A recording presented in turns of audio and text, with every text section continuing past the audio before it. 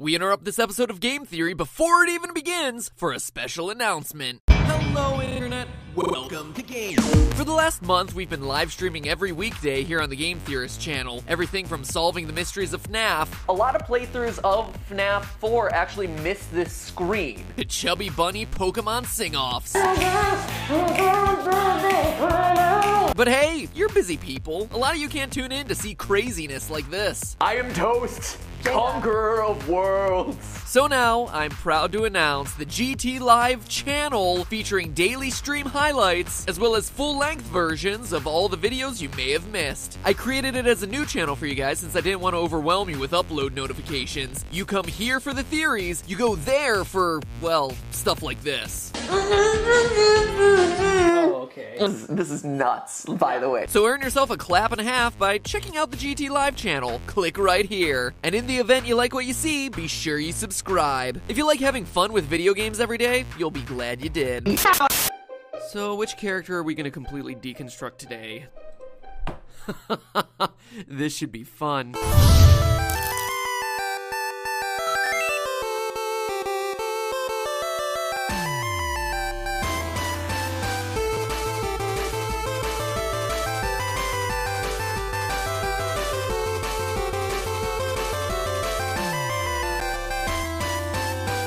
Hello, Internet! Welcome to Game Theory, taking apart Nintendo's roster one character at a time. Today on the chopping block, Bowser, the big bad of the Mario franchise and one of my all-time favorite villains. Every time we hear about Bowser, all we're told is that he's supposedly cruel and ruthless, an evil tyrant bent on conquering the Mushroom Kingdom. But is the situation really all that black and white? I mean, he does always seem to find time to invade kingdoms, start wars, and destroy galaxies. But what about his sensitive side? In Super Mario RPG and Super Mario Sunshine, he's not ashamed to cry. And as we see in Super Paper Mario, he's a lover as much as he is a fighter, excited by the prospect of straight up marrying Princess Peach. No, I would say he's not nearly as heartless as the Mario Wikia would lead you to believe. Seriously, quote, Bowser is a villain of pure evil. Wow, pure evil? I don't think anyone whose primary attack vehicle is called a clown car can be labeled as pure evil. No, I think that under his spiky, shelled exterior rests a tortured soul with a kind heart. He's like a transformer. There's more to him than meets the eye. Don't believe me? There are facts hidden in plain sight throughout the Mario series that turn Bowser into a very different character, explaining everything about his behavior, why he seems so angry all the time, and why he invades the Mushroom Kingdom and kidnaps Peach every other week. Slip on your overalls and prepare to feel bad for every time you've dumped the Koopa King into that pit of lava. Get ready, cause here we go! Let's start with the Koopalings. Larry, Morton, Windy, Iggy, Roy, Lemmy, and Ludwig von Koopa. 7 characters that create one of the franchise's longest held mysteries. For years, we all believed that they're his kids. I mean, makes sense, right? We have King Koopa, and these guys are Koopalings. They look similar. Bowser clearly trusts them enough to make them lieutenants in his military, and even grants them entire worlds to rule over in more than one invasion. But the big problem there is that, well, the Koopalings aren't Bowser's kids.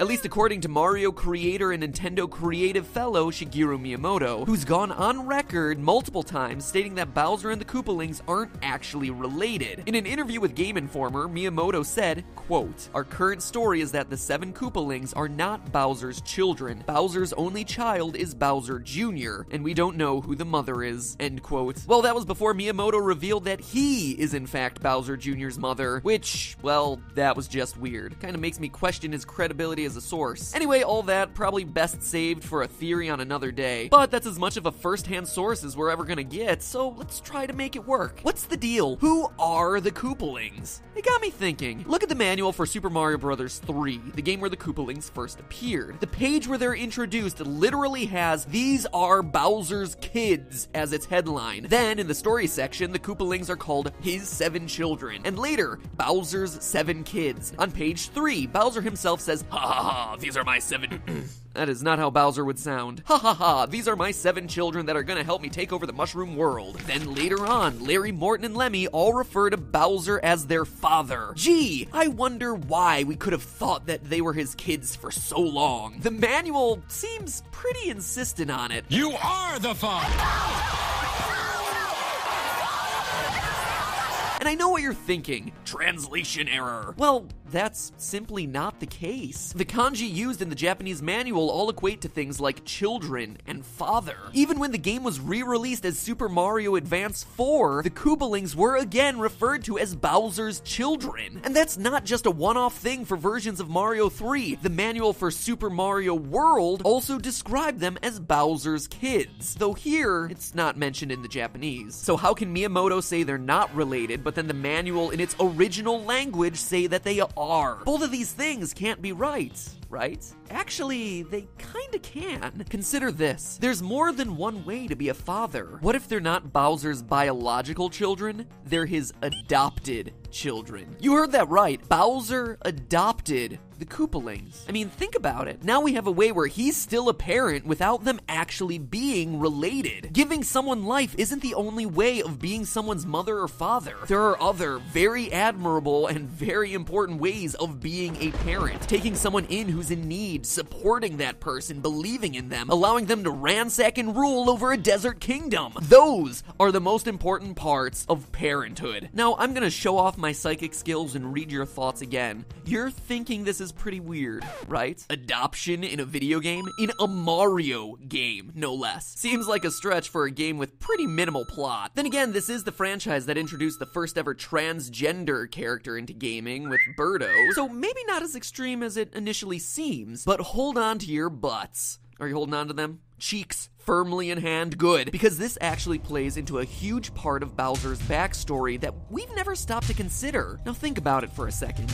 Who are Bowser's parents? The answer to this has staggering ripple effects throughout the Mario universe. See, it's never really touched on in most of the Mario games or in other expanded universe materials, but if you look close enough, it's pretty heavily implied. Bowser is an orphan. Seems crazy, right? But is it really all that surprising? In the Yoshi's Island games, we see that baby Bowser has no parents. Instead, he's in the care of Kamek the Magic Koopa, who comes to his rescue when he's fighting baby Mario. Not Father Koopa, Kamek. Whenever we see baby Bowser, he's always in a room, alone. And never once does he mention, my father's gonna get you, or I'm gonna go tell my mother when he loses, like a typical child would. Even when the fighting gets really serious, it's adult Bowser himself who travels through space and time to fight Mario and Yoshi, not some elder Koopa. And quite frankly, if this is indeed true, it would explain a lot of the behavioral issues that Bowser exhibits throughout the franchise. Let's look at the research.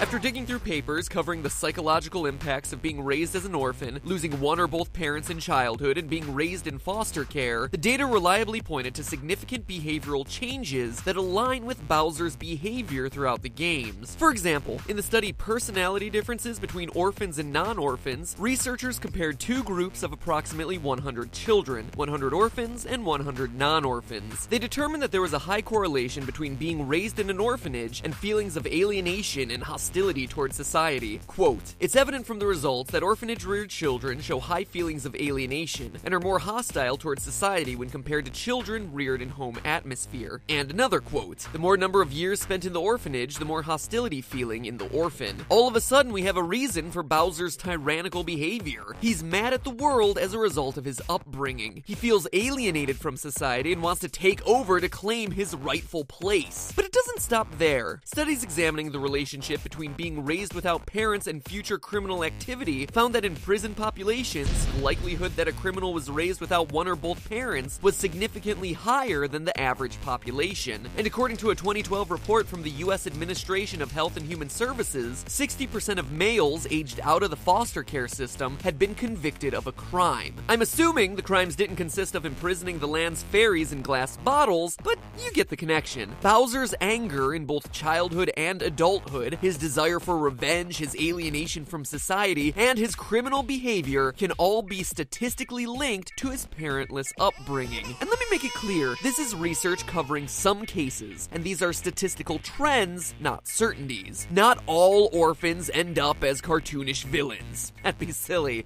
Some also end up as superheroes. It also might explain why he took the Koopalings under his wing. He didn't want them to grow up like he did. Speaking of which, it also sheds a great deal of light on Bowser's relationship with Peach. Having a woman like Peach in Bowser's life would give the adopted Koopalings and Bowser's one true biological son Bowser Jr. a full family, a father, children, and a mother. This nuclear family unit is something Bowser never had growing up, and something he might want to provide for his kids. And the games support this. Think about it. Whenever Bowser invades the Mushroom Kingdom and kidnaps Peach, what does he do? He takes Peach home to his castle and leaves his minions to manage the new real estate he acquired through his hostile takeover. Early on, he doesn't even try to kill anyone in his invasions. He spares their lives by turning the Toads into bricks. You see, the people and land the Mushroom Kingdom provides are a plus, but the real prize here is Peach, because she's a person who can fill the void of mother in his familial unit. Why else would he kidnap the princess over and over again rather than, you know, the obvious answer of killing her? And the games support this conclusion. The only times we see Bowser open up emotionally involve Peach and his family. Look at Super Mario Sunshine, a game whose entire plot revolves around Bowser Jr. constantly kidnapping Peach because he thinks that she's his mama. Someone please teach this kid some basic biology. These things don't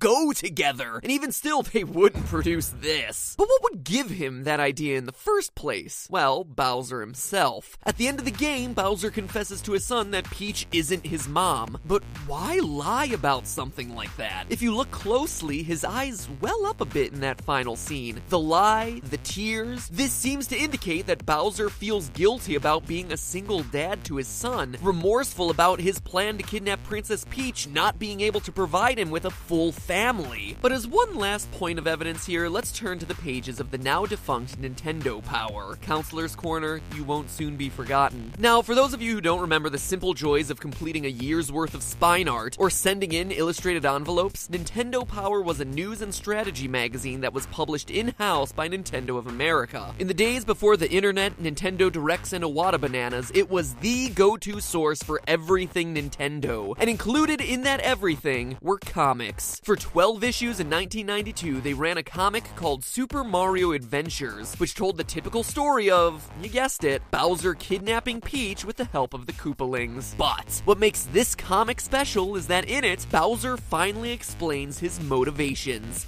Why he does it. Volume 35, April 1992, were treated to the following frames. Bowser says, "I've done a mighty fine job of raising you kids." I don't know why I made Bowser sound like a 70-year-old smoker, but let's go with it. "But I've been thinking you need a mother, so I've proposed to Princess Toadstool." And then later that same month, the Koopalings say to an escaping Princess Peach, "Give it up, mother dearest." I don't know why I decided to make them sound like a rip-off Mickey Mouse. Like I've said in the past, impressions, not my thing. Now, I recognize it isn't canon, but this is Nintendo publishing these magazines themselves. And not only that, it was a story written by one of Nintendo's own copywriters. Is it really so hard to imagine a scenario in which conversations were held internally at Nintendo around the games, the characters, and their plots, and that those details somehow made their way, maybe not into the actual game, but into some of the supporting content promoting those games? Honestly, I think it makes sense. In short, this ties together everything so neatly. Bowser is an orphan,